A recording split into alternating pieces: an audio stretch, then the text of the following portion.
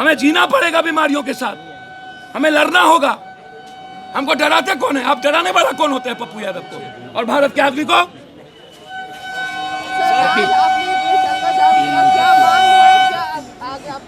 विशेष राज लालू यादव और बीजेपी मिलकर के हम लोग को बांट दिया, बोला हमारे लाश पर बटेगा।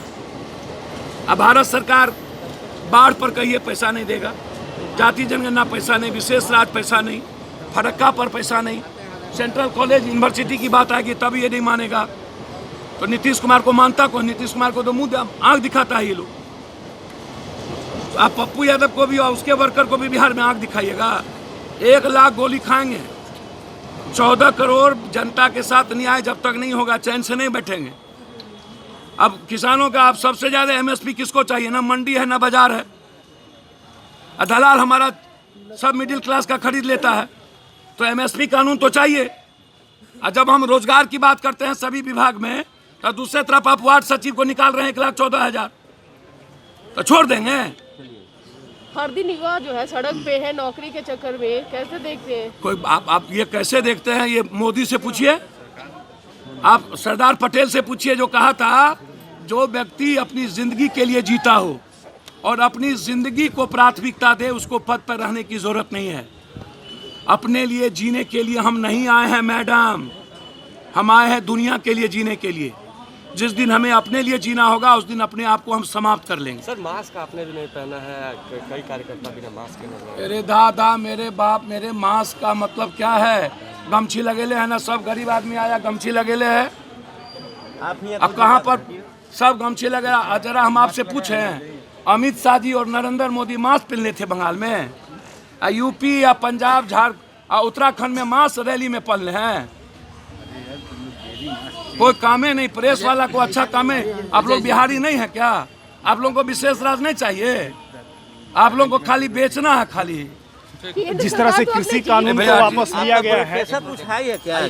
आइए ना, सबसे फालतू ये ना ये है ना, मालिक लीजिए ना। भाषण हम कहाँ दे रहे हैं? 4 घंटा से उन्हें खड़ा है आप यहाँ, हम लोग को साइड में खड़ा है। भाई हटो ना। पप्पू जी ये बताइए कि आज आप रेलों के किन मुद्दों को लेकर आज आप लोगों ने? ये तो घोषणा थी ना भाई, विशेष राज, बिहार को रोजगार, जो सारे विभागों में भर्ती, अब 1,14,000 के वार्ड सचिवों को आप नौकरी से निकाल रहे हैं। और दुनिया में सबसे ज्यादा एमएसपी किसी को चाहिए तो बिहार को चाहिए। यहाँ खाद के लिए लात जूता आप मार रहे हैं। जो लड़ाई तो बहुत क्लियर है, उस पर पूरे बिहार में आज सुबह से ही चक्का जाम है।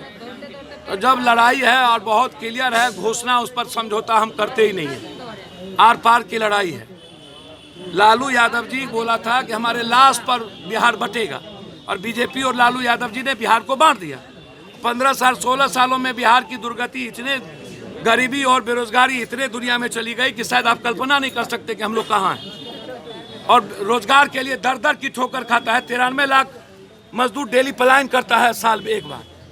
तो अब लड़ाई तो बहुत क्लियर है ना भाई, बिहारी के लिए लड़ेंगे मरेंगे, आप इतने समझ लीजिए। इसीलिए रेल चक्का जाम पहले से क्लियर था, और गांधी मैदान की रैली भी एकदम क्लियर है।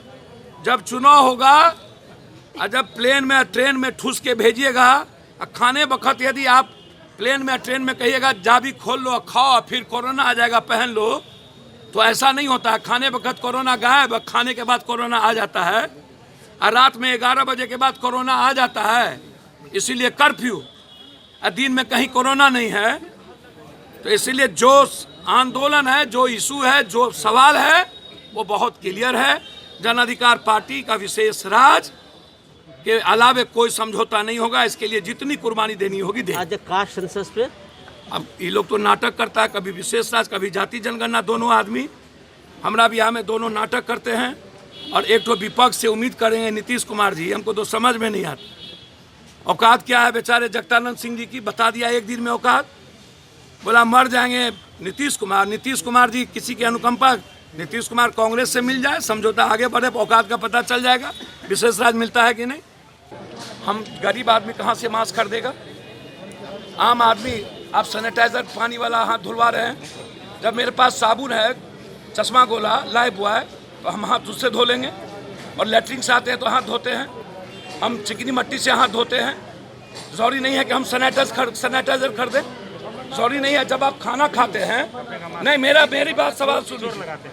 मेरा पहले सवाल सुन लीजिए। जब आप ट्रेन में चलते हैं तो ठूसम ठूसी, और जब ट्रेन में ठूसम ठूसी ठूस के आप खाना खाते हैं तब मांस नहीं होता है। प्लेन में खाना खाते हैं तो मांस नहीं होता है। जब आप प्लेन के बस से आते हैं तब आप ठूसम ठूसी करके भेजते हैं, तब तो आप 10 आदमी का गाइडलाइन, तब आप WHO का गाइडलाइन फॉलो नहीं करते हैं। नेशनल इंटरनेशनल प्लेन में 3-3 आदमी एक साथ बैठा के भेजते हैं। क्या ये WHO का गाइडलाइन है? G9 हमको गाइडलाइन सिखाएंगे? G9 हमको गाइडलाइन सिखाने लगेंगे तब तो हुआ। तब तो हम पप्पू यादव बेकारे दुनिया के लिए जीते हैं। जो लुटेरे हैं उनसे पूछिए। सर मैं ये नहीं कहूँगा, मैं कहूँगा पूरा फॉलो करें, लेकिन गमछा लगा ले। मास्क लगाने की जरूरत नहीं, गमछा लगा ले।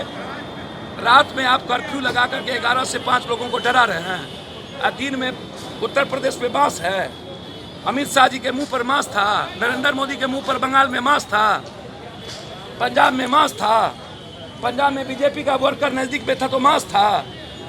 आप किसको डराना चाहते हैं? मैं इसका विरोधी हूं जो बाजार में आप बेचने की तैयारी करते हैं और आम आदमी को कंगाल। मैं इसका विरोधी हूं। मैं लॉकडाउन का विरोधी हूं। आप परहेज करिए, आप अस्पताल में भेज करके मारिए नहीं। और मैं चाहता हूं कि किसी भी कीमत पर जो कोरोना से कहते हैं कि मरे हैं उसका पोस्टमार्टम हो। जब तक पोस्टमार्टम नहीं होगा तब तक मेरी राय है कि उसको कोरोना से मृत नहीं मारा जाए, क्योंकि ये लोग सभी लोग इसमें मिली भगत हैं। बिना पोस्टमार्टम के सही नहीं माना जा सकता।